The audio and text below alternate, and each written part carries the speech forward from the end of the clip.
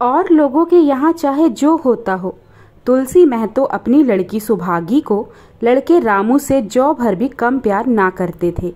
रामू जवान होकर भी काठ का उल्लू था। सुभागी 11 साल की बालिका होकर भी घर के काम में इतनी चतुर और खेती बाड़ी के काम में इतनी निपुण थी कि उसकी माँ लक्ष्मी दिल में डरती रहती कि कहीं बेटी पर देवताओं की आंख न पड़ जाए। अच्छे बालकों से भगवान को भी तो प्रेम है, कोई सुभागी का बखान न करे, इसलिए वह अनायास ही उसे डांटती रहती थी। बखान से लड़के बिगड़ जाते हैं, यह भय तो ना था, भय था नजर का। वही सुभागी आज 11 साल की उम्र में विधवा हो गई। घर में कोहराम मचा हुआ था। लक्ष्मी पछाड़े खाती थी, तुलसी सिर पीटते थे। उन्हें रोता देखकर सुभागी भी रोती थी। बार बार माँ से पूछती, क्यों रोती हो अम्मा, मैं तुम्हें छोड़कर कहीं ना जाऊंगी, तुम क्यों रोती हो। उसकी भोली बातें सुनकर माता का दिल और भी फटा जाता था। वह सोचती थी, ईश्वर तुम्हारी यही लीला है, जो खेल खेलते हो वह दूसरों को दुख देकर। ऐसा तो पागल करते हैं, आदमी पागलपन करे तो उसे पागलखाने भेजते हैं, मगर तुम जो पागलपन करते हो उसका कोई दंड नहीं। ऐसा खेल किस काम का कि दूसरे रोएं और तुम हंसो। तुम्हें तो लोग दयालु कहते हैं, यही तुम्हारी दया है। और सुभागी क्या सोच रही थी, उसके पास कोठरी भर रुपए होते तो वह उन्हें छिपाकर रख देती, फिर एक दिन चुपके से बाजार चली जाती और अम्मा के लिए अच्छे अच्छे कपड़े लाती। दादा जब बाकी मांगते आते तो चट रुपए निकालकर दे देती। अम्मा दादा कितने खुश होते। जब सुभागी जवान हुई तो लोग तुलसी महतो पर दबाव डालने लगे कि लड़की का घर कहीं बसा दो। जवान लड़की का यूं फिरना ठीक नहीं है। जब हमारी बिरादरी में इसकी कोई निंदा नहीं है तो क्यों सोच विचार करते हो। तुलसी ने कहा, भाई मैं तो तैयार हूँ, लेकिन जब सुभागी ही ना माने वह किसी तरह राजी नहीं होती। हरिहर ने सुभागी को समझाकर कहा, बेटी हम तेरे ही भले को कहते हैं, माँ बाप अब बूढ़े हो गए हैं, उनका क्या भरोसा, तुम इस तरह कब तक बैठी रहोगी। सुभागी ने सिर झुकाकर कहा, चाचा मैं तुम्हारी बात समझ रही हूँ, लेकिन मेरा मन घर करने को नहीं करता। मुझे आराम की चिंता नहीं है, मैं सब कुछ झेलने को तैयार हूँ और जो काम तुम कहो वह सिर आंखों के बल करूँगी, मगर घर बसाने को मुझसे ना कहो। जब मेरा चाल कुचाल देखना तो मेरा सर काट लेना। अगर मैं सच्चे बाप की बेटी हूँ तो बात की भी पक्की हूँगी। फिर लज्जा रखने वाले तो भगवान हैं, मेरी क्या हस्ती है कि अभी कुछ कहूँ। उज्जड़ रामू बोला, तुम अगर सोचती हो कि भैया कमावेंगे और मैं बैठी मौज करूंगी तो इस भरोसे में ना रहना, यहाँ किसी ने जन्म भर का ठीका नहीं लिया है। रामू की दुल्हन रामू से भी 2 उंगल ऊंची थी। मटक कर बोली, हमने किसी का काज थोड़े ही खाया है कि जन्म भर बैठे भरा करे। यहाँ तो खाने को भी महीन चाहिए, पहनने को भी महीन चाहिए, यह हमारे बूते की बात नहीं। सुभागी ने गर्व भरे हुए स्वर में कहा, भाभी मैंने तुम्हारा आसरा कभी नहीं किया और भगवान ने चाहा तो कभी करूंगी भी नहीं। तुम अपनी देखो, मेरी चिंता ना करो। रामू की दुल्हन को जब मालूम हो गया कि सुभागी घर ना करेगी तो और भी उसके सर हो गई। हमेशा एक न एक खुचड़ लगाए रहती। उसे रुलाने में जैसे उसको बहुत मजा आता। वह बेचारी पहर रात से उठकर कूटने पीसने में लगी रहती, चौका बर्तन करती, गोबर पाथती, फिर खेत के काम करने चली जाती। दोपहर को आकर जल्दी जल्दी खाना पकाकर सबको खिलाती। रात को कभी माँ के सिर में तेल डालती, कभी उसकी देह दबाती। तुलसी चिलम के भक्त थे, उन्हें बार बार चिलम पिलाती। जहाँ तक अपना बस चलता माँ बाप को कोई काम न करने देती। हाँ, भाई को न रोकती। सोचती यह तो जवान आदमी है, यह काम ना करेंगे तो गृहस्थी कैसे चलेगी। मगर रामू को यह बहुत बुरा लगता। अम्मा और दादा को तिनका तक नहीं उठाने देती और मुझे पीसना चाहती है। यहाँ तक कि एक दिन वह जामे से बाहर हो गया। सुभागी से बोला, अगर उन लोगों का बड़ा मोह है तो क्यों नहीं अलग लेकर रहती हो। तब सेवा करो तो मालूम हो कि सेवा कड़वी लगती है कि मीठी। दूसरों के बल पर वाहवाही लेना आसान है, बहादुर वह है जो अपने बल पर काम करे। सुभागी ने तो कुछ जवाब न दिया। बात बढ़ जाने का भय था, मगर उसके माँ बाप बैठे सुन रहे थे। महतो से ना रहा गया। बोले, क्या है रामू, उस गरीबिन से क्यों लड़ते हो। रामू पास आकर बोला, तुम क्यों बीच में कूद पड़े? मैं तो उसको कहता हूँ। तुलसी, जब तक मैं जीता हूँ तुम उसे कुछ नहीं कह सकते। मेरे पीछे जो चाहे करना। बेचारी का घर में रहना मुश्किल कर दिया। रामू, आपको बेटी बहुत प्यारी है तो उसे गले बांध कर रखिए, मुझसे तो नहीं सहा जाता। तुलसी, अच्छी बात है, अगर तुम्हारी यह मर्जी है तो यही होगा। मैं कल गांव के आदमियों को बुलाकर बंटवारा कर दूंगा। तुम चाहे छूट जाओ, सुभागी नहीं छूट सकती। रात को तुलसी लेटे तो वह पुरानी बात याद आई। जब रामू के जन्मोत्सव में उन्होंने रुपए कर्ज लेकर जलसा किया था और सुभागी पैदा हुई तो घर में रुपए रहते हुए भी उन्होंने एक कौड़ी न खर्च की थी। पुत्र को रत्न समझा था, पुत्री को पूर्व जन्म के पापों का दंड। वह रत्न कितना कठोर निकला और यह दंड कितना मंगलमय। दूसरे दिन महतो ने गांव के आदमियों को जमा करके कहा, पंचो, अब रामू का और मेरा एक में निभाह नहीं होता। मैं चाहता हूँ कि तुम लोग इंसाफ से जो कुछ मुझे दे दो वह लेकर अलग हो जाऊं। रात दिन की किचकिच अच्छी नहीं। गांव के मुख्तार बाबू सजन सिंह बड़े सज्जन पुरुष थे। उन्होंने रामू को बुलाकर पूछा, क्यों जी, तुम अपने बाप से अलग रहना चाहते हो? तुम्हें शर्म नहीं आती कि औरत के कहने से माँ बाप को अलग किए देते हो? राम राम। रामू ने ढिठाई के साथ कहा, जब एक में गुजर ना हो तो अलग हो जाना ही अच्छा है। सजन सिंह, तुमको एक में क्या कष्ट होता है? रामू, एक बात हो तो बताऊं। सजन सिंह, कुछ तो बतलाओ। रामू, साहब, एक में मेरा इनके साथ निभाना होगा, बस मैं और कुछ नहीं जानता। यह कहता हुआ रामू वहां से चलता बना। तुलसी, देख लिया आप लोगों ने इसका मिजाज। आप चाहे 4 हिस्सों में 3 हिस्से उसे दे दें, पर अब मैं इस दुष्ट के साथ ना रहूंगा। भगवान ने बेटी को दुख दे दिया, नहीं मुझे खेती बाड़ी लेकर क्या करना था? जहाँ रहता वहीं कमाता खाता। भगवान ऐसा बेटा 7वें बैरी को भी ना दे, लड़के से लड़की भरी जो कुलवंती होए। सहसा सुभागी आकर बोली, दादा, यह सब बांट बखरा मेरे ही कारण तो हो रहा है ना? मुझे क्यों नहीं अलग कर देते? मैं मेहनत मजूरी करके अपना पेट पाल लूंगी। अपने से जो कुछ बन पड़ेगा तुम्हारी सेवा करती रहूंगी, पर रहूंगी अलग। यूं घर का 12 बटा ना करो। मैं अपने माथे यह कलंक नहीं लगने दूंगी। तुलसी ने कहा, बेटी, हम तुझे ना छोड़ेंगे, चाहे संसार छूट जाए। रामू का मैं मुंह नहीं देखना चाहता, उसके साथ रहना तो दूर रहा। रामू की दुल्हन बोली, तुम किसी का मुंह नहीं देखना चाहते तो हम भी तुम्हारी पूजा करने को व्याकुल नहीं हैं। मैं तो दांत पीसते हुए उठे कि बहू को मारे, मगर लोगों ने पकड़ लिया। बंटवारा होते ही महतो और लक्ष्मी को मानो पेंशन मिल गई। पहले तो दोनों सारे दिन सुभागी के मना करने पर भी कुछ न कुछ करते ही रहते थे, पर अब उन्हें पूरा विश्राम था। पहले दोनों दूध घी को तरसते थे। सुभागी ने कुछ रुपए बचाकर एक भैंस ले ली। बूढ़े आदमियों की जान तो उनका भोजन है, अच्छा भोजन ना मिले तो वे किस आधार पर रहें? चौधरी ने बहुत विरोध किया, कहने लगे, घर का काम यूं ही क्या कम है कि तू यह नया झंझट पाल रही है? सुभागी उन्हें बहलाने के लिए कहती, दादा, दूध के बिना मुझे खाना अच्छा नहीं लगता। लक्ष्मी ने हंसकर कहा, बेटी, तू झूठ कब से बोलने लगी? कभी दूध हाथ से तो छूती नहीं, खाने की कौन कहे? सारा दूध हम लोगों के पेट में ठूंस देती है। गांव में जहां देखो सबके मुंह से सुभागी की तारीफ। लड़की नहीं देवी है, 2 मर्दों का काम भी करती है, उस पर माँ बाप की सेवा भी किए जाती है। सजन सिंह तो कहते यह उस जन्म की देवी है, मगर शायद महतो को यह सिक बहुत दिन तक भोगना ना लिखा था। 7-8 दिन में से महतो को जोर का ज्वर चढ़ा हुआ था। देह पर कपड़े का तार भी नहीं रहने देते।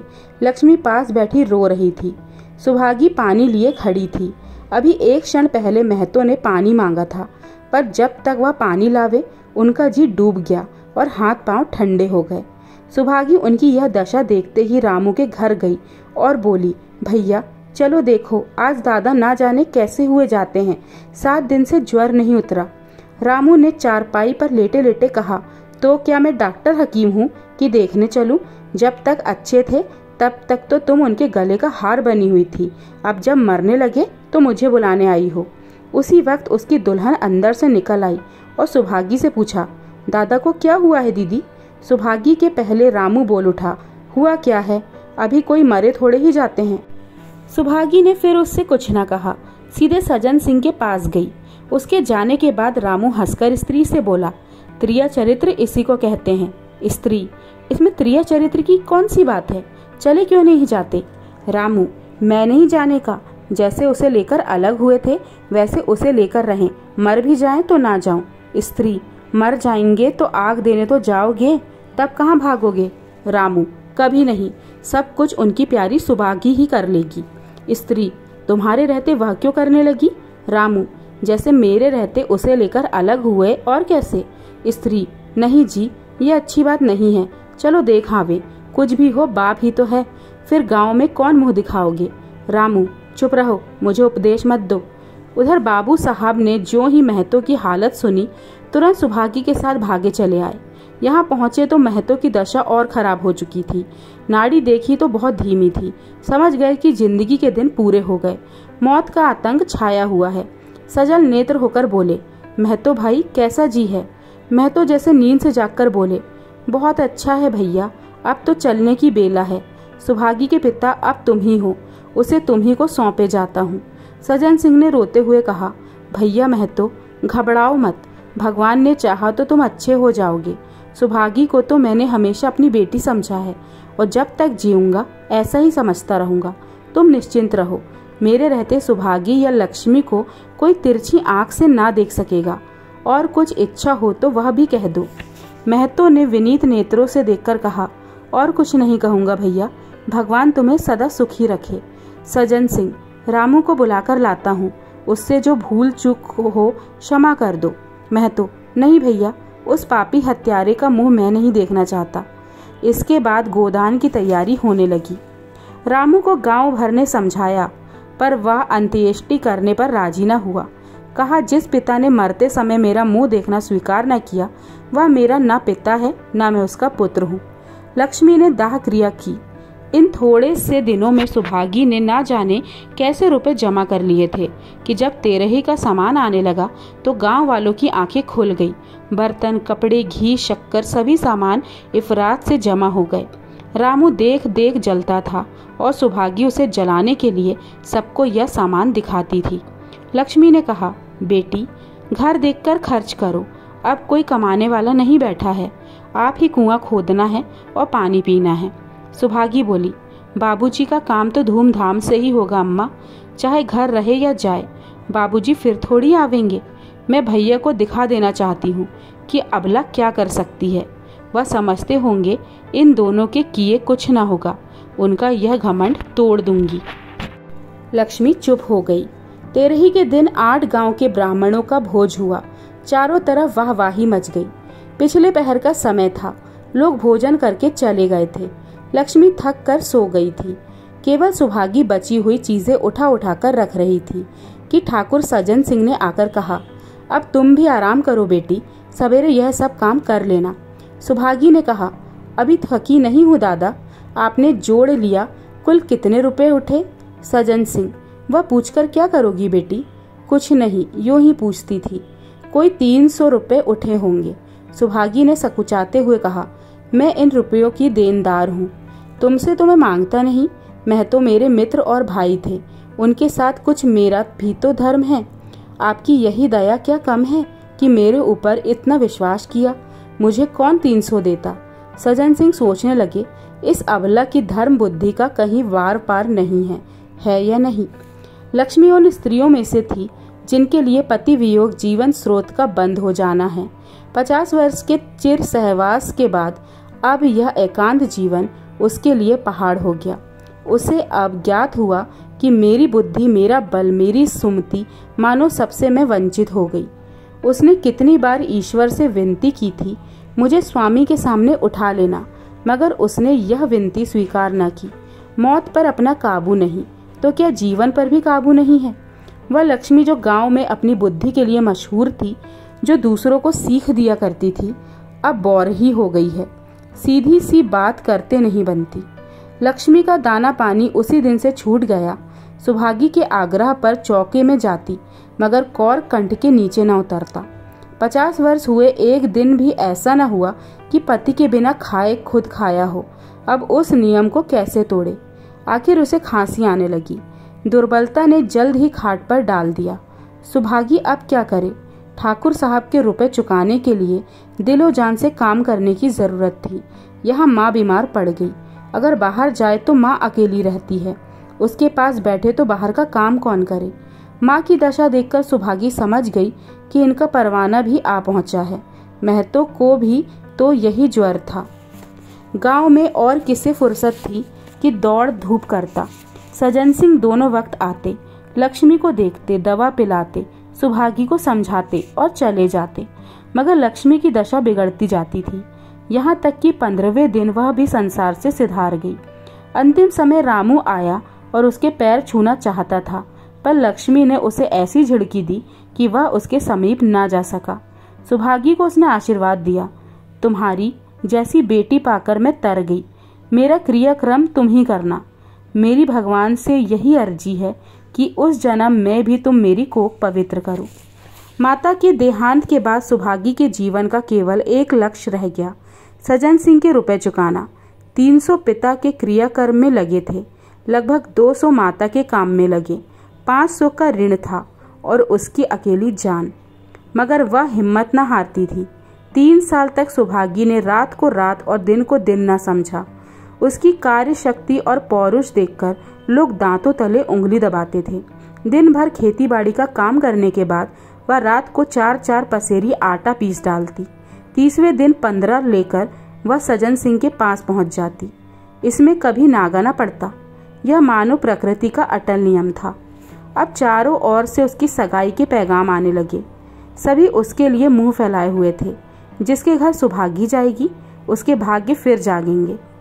सुभागी यही जवाब देती, अभी वह दिन नहीं आया।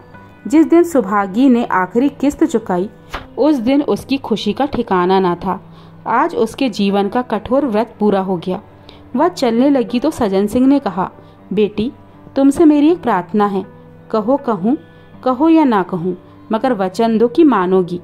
सुभागी ने कृतज्ञ भाव से कहा, दादा आपकी बात ना मानूंगी तो किसकी मानूंगी। मेरा तो रोआ रोआ आपका गुलाम है। सज्जन सिंह, अगर तुम्हारे मन में यह भाव है तो मैं ना कहूँगा। मैंने अब तक तुमसे इसलिए नहीं कहा कि तुम अपने को मेरा देनदार समझ रही थी। अब रुपए चुक चुके, मेरा तुम्हारे ऊपर कोई एहसान नहीं है, रत्ती भर भी नहीं। बोलो कहूँ। सुभागी, आपकी जो आज्ञा हो। सज्जन सिंह, देखो इनकार ना करना, नहीं मैं फिर तुम्हें अपना मुंह न दिखाऊंगा। सुभागी, क्या आज्ञा है। सज्जन सिंह, मेरी इच्छा है कि तुम मेरी बहू बनकर मेरे घर को पवित्र करो। मैं जात पात का कायल हूँ, मगर तुमने मेरे सारे बंधन तोड़ दिए। मेरा लड़का तुम्हारे नाम का पुजारी है, तुमने उसे बारहा देखा है। बोलो मंजूर करती हो। सुभागी, दादा इतना सम्मान पाकर पागल हो जाऊंगी। सज्जन सिंह, तुम्हारा सम्मान भगवान कर रहे हैं बेटी, तुम साक्षात भगवती का रूप हो। सुभागी, मैं तो आपको अपना पिता समझती हूँ। आप जो कुछ करेंगे मेरे भले ही के लिए करेंगे। आपके हुक्म को कैसे इनकार कर सकती हूँ। सज्जन सिंह ने उसके माथे पर हाथ रखकर कहा, बेटी तुम्हारा सुहाग अमर हो। तुमने मेरी बात रख ली। मुझसे भाग्यशाली संसार में और कौन होगा। तो दोस्तों, ये थी मुंशी प्रेमचंद जी की कहानी सुभागी। बहुत ही अच्छी कहानी थी। एक ब्रेव लड़की की कहानी थी जिसने अपने माता पिता का ख्याल किया, हमेशा मेहनत की और आखिरी में उसे उसका बहुत ही अच्छा फल भी मिला। आशा करती हूँ आपको ये कहानी पसंद आई होगी। फिर मिलूंगी आपसे अपनी अगली कहानी में। तब तक के लिए नमस्कार।